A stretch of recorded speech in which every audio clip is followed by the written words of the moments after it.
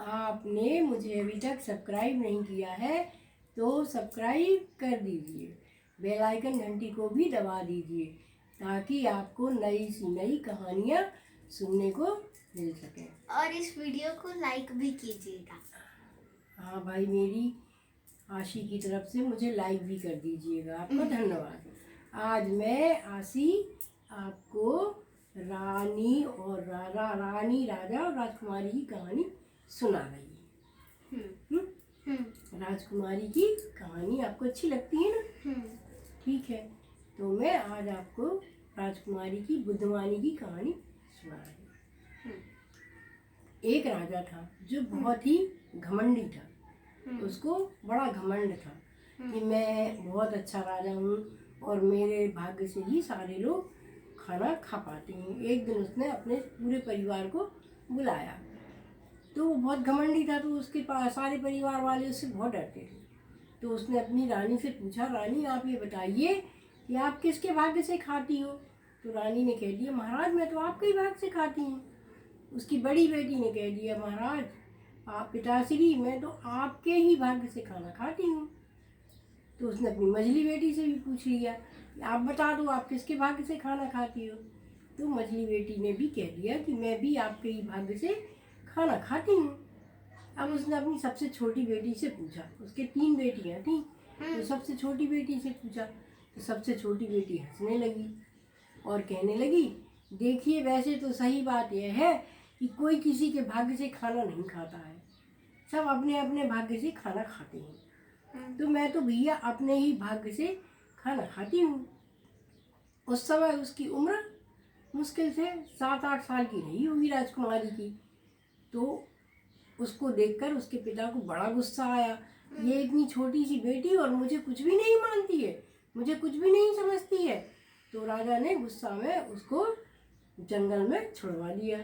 अपने सिपाहियों से कहा कि थोड़े से एक टाइम के लिए गुड़ और चना दे दो इस बेटी के लिए और इसको जंगल में छोड़ाओ जहाँ कुछ भी खाने के लिए ना हो। देखें ये सुबह कैसे अपने भाग्य से खाती है। तो सिपाहियों ने क्या किया कि थोड़े से गुड़ लिए और थोड़ा सा चना ले लिए और राजकुमारी को लेके एक निर्जल जंगल में छोड़ दिया। अब वह छोटी थी, 6-7 साल की तो बेटी थी। उसने कहा अब क्या करें, और अंधेरा होने लगा तो वह जाके एक पेड़ के नीचे बैठ गई। वहाँ बैठी तो उसे 2-4 मोर के पंखे डले हुए दिखे। तो उसने कहा चलो ठीक है, इसी को बीनती हूँ तो मेरा टाइम निकल जाएगा।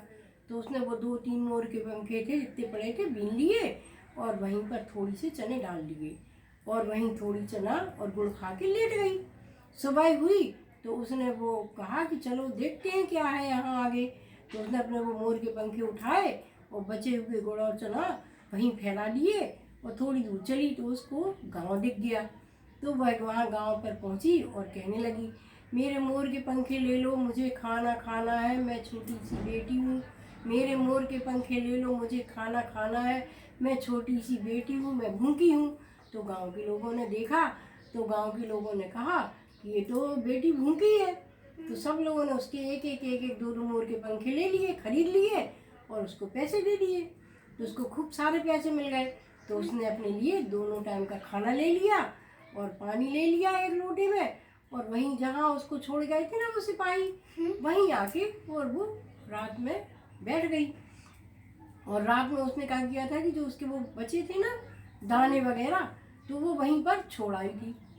तो उस दानों से वहाँ पे मोरें आई थी है और मोरों ने वहाँ बहुत सारे पंखे गिराए थे। तो इसने कहा कि अगर हम मोरों को दाना डालेंगे तो हमें बहुत सारे मोर पंख मिलेंगे और ये मोर पंख ले जाके मैं शहर में बेच दिया करूँगी तो मुझे खाना भी मिल जाएगा और मेरा टाइम भी निकल जाएगा। तो उस राजकुमारी ने कहा किया कि सारे मोर पंख बीन लिए और लेट गई, सो गई और जो उसका खाना बचा उसने वहीं उस पेड़ के नीचे फैला दिया। तो रात में मोरें आई और उन्होंने खूब अच्छा डांस किया और वो देखती रही बैठी बैठी मोरों का डांस और खूब सारे मोर पंख गिराए उन्होंने। डांस किया तो खूब सारे मोर पंख गिर गए। तो सुबह राजकुमारी उठी जल्दी और उसने थोड़ा सा जो बचा हुआ उसका नाश्ता था वो खा लिया और सारे मोर पंख इकट्ठे किए। तब तो उसके बहुत सारे मोर पंख हो गए। तो वो ले गई उठा के और बस वहीं बैठ गई गांव में और कहने लगी मेरे मोर पंख खरीद लो, मुझे भूख लगी है, मुझे खाना खाना है, मुझे अपने मोरों को भी खाना देना है। तो बस उसने अपने लिए फिर से खाना ले लिया और वो एक दुकान पर पहुंची तो उनसे बोली भैया जो मोर जो खाना खाते हो वो खाना मुझे दे दो। तो वहाँ के दुकानदार ने मोरों वाला जो खाना होता है बाजरा वगैरह उसको दे दिया। तो वो राजकुमारी उसको ले आई और उसने खूब सारा फैला दिया। तो आस पास के जंगल की जितनी मोरें थी सबको मालूम चलने लगा कि यहाँ तो बड़ा अच्छा अच्छा खाना मिलता है। और एक कटोरी में उसने मट्टी की कटोरी में पानी रख दिया। तो खूब सारी मोर आई और उन्होंने रात भर डांस करा और बढ़िया अच्छे पंख गिराए और दाना चुगा पानी पिया। तो राजकुमारी सुबह उठी तो उसने फिर सारे मोर पंख इकट्ठे कर लिए। अब तो वो जल्दी गई और जल्दी जाके उसने बैठी और बेचने लगी, ले लो मेरे मोर पंख, ले लो मेरे मोर पंख। तो सारे गांव के लोगों ने मोर पंख ले लिए क्योंकि उस समय दिवाली का टाइम था और दीपावली पे मोर पंखों की पूजा की जाती है, शुभ माने जाते हैं। तो राजकुमारी ने सारे मोर पंख बेच लिए और जल्दी से खाना मोरों का ले लिया और अपना पानी और मोरों के लिए पानी और मोरों के लिए खाना लेके जल्दी आ गई। अब वो दोपहर में ही आ गई। तो वो बैठी थी तो बैठी बैठी सोच रही थी, बुद्धि तो उसमें बहुत अच्छी थी। उसने कहा क्या करूं, इन मोरों के में बैठे बैठे पंखे बना लेती हूँ, जैसे मेरे पापा के महल में पंखे थे, राजा के महल में मोरों के पंखे थे, मोर पंखों के। तो उसने कहा किया कि एक दो मोरों के पंखे बना लिए हैं और जाके बैठ गई। कुछ उसने पंख रख लिए और कुछ उसने पंखा रख लिए।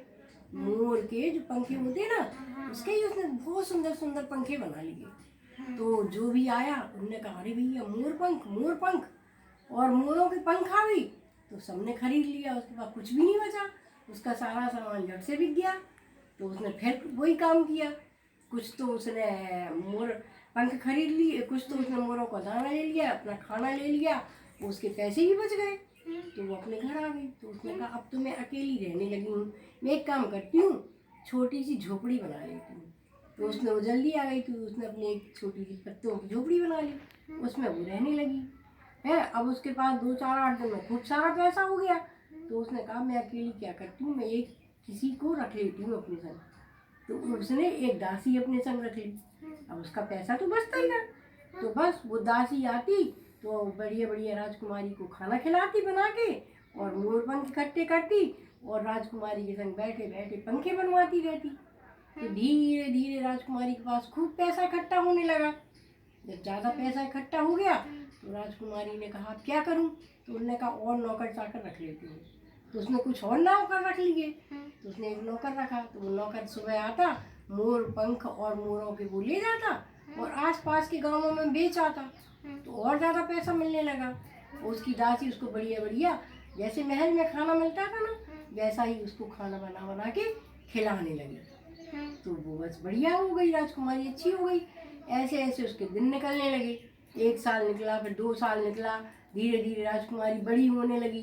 तो उसने कहा बहुत पैसा हो गया मेरे पास, तो मैं क्या करूं है। और मोर भी बहुत बढ़ गए उसके पास। तो उसने फिर क्या किया कि और नौकर चाकर रख लिए और नौकर चाकर रखने के बाद उसने छोटा सा और पैसा होता तो महल बनवा लिया अपने लिए। वो आराम से रहने लगी उसमें। उसने अपनी दासियां रख ली। बस वो क्या करती, सुबह से निकलती और अपने मोरों के संग खेलती रहती। मोर भी उससे खूब प्यार करते थे क्योंकि वो उनको खाना खिलाती थी। अब ऐसे होते होते राजकुमारी बड़ी हो गई। अब एक दिन क्या हुआ कि वहाँ जंगल में एक राजकुमार निकले अपने घोड़े पे। तो उन्होंने देखा कि जंगल में महल कैसे बन गया। तो वो महल के अंदर गए। तो उन्होंने राजकुमारी से देखा तो राजकुमारी ने राजकुमार को देखा और दोनों की मित्रता हो गई, दोनों में दोस्ती हो गई। तो राजकुमार आने लगा राजकुमारी के पास और धीरे धीरे जब राजकुमार को मालूम चला कि इसके पिताजी ने तो इसको 7-8 साल पहले घर से निकाल दिया था, इसने अपनी बुद्धिमानी की वजह से इतना बड़ा महल बना लिया, नौकर चाकर रख लिए और जंगली जानवरों के संग खेलती है। तो राजकुमार ने उससे शादी कर ली। तो अब तो वो राजकुमारी रानी बन गई और अच्छे से दोनों राजकुमार और रानी रहने लगे। बढ़िया राजपाट हो गया उनका, आसपास के गांवों में भी उनका राजपाट हो गया, खूब पैसा हो गया। अब यहाँ क्या हुआ, जो उनके पिता थे ना वो बहुत ही घमंडी थे। तो दूसरे देश के जो राजा थे उनने उनके पिताजी के यहाँ चढ़ाई कर दी और उनके राजा को हरा दिया। तो दूसरे देश के राजा ने उस पर चढ़ाई कर दी राजा पे। तो वो राजा तो घमंडी था, वो थोड़ी योद्धा वोद्धा थोड़ी था, बुद्धिमान थोड़ी था, है। तो वो हार गया। तो उस पड़ोसी राजा ने पूरा राजपाट उसका ले लिया और उसको घर से निकाल दिया। अब उस राजा को याद आई अपनी बेटी की, कि मेरी तीसरी बेटी भी थी, पता नहीं उसका क्या हुआ होगा। क्योंकि अब उसको जब घर से निकाला गया ना, तब उसको मालूम चला कि जंगल में कैसे भटकती हैं। तब उसने अपने सिपाहियों से कहा कि भाई मेरी बेटी का पता लगाओ। तो सिपाहियों ने कहा कि हम तो वहाँ छोड़ के आए थे। तो वो सिपाही वहाँ गए तो उन्होंने देखा कि वहाँ तो एक बहुत सुंदर महल बन गया है, वहाँ तो कोई रानी और राजा का राज चलता है। तो वो लौट आए डर के मारे। तो राजा ने कहा पता तो लगाओ कि हमारी राजकुमारी का क्या हुआ। तो सिपाही फिर से गए तो उन्होंने अपनी राजकुमारी को पहचान लिया, है। तो उन्होंने कहा महारानी आपके पिताजी को तो देश निकाला हो गया है, उनका तो सारा राजपाट पड़ोसी राजा ने छीन लिया है, उनको भगा दिया है, हरा दिया है। तो राजकुमारी को बड़ा दुख हुआ। तो राजकुमारी अपनी सेना के साथ गई और अपने पिताजी को ससम्मान अच्छे से अपने राजमहल में ले आई और उनको अच्छे से रखने लगी। और राजा ने फिर इस बात को मान लिया, राजा ने भी इस बात को मान लिया कि कोई किसी के भाग से नहीं खाता है, सब लोग अपने अपने भाग से ही खाना खाते हैं। हमें इस कहानी से यही शिक्षा मिलती है कि हमें अपने भाग को किसी के ऊपर थोपना नहीं चाहिए। सबका अपना अपना भाग होता है, अपना अपना कर्म होता है।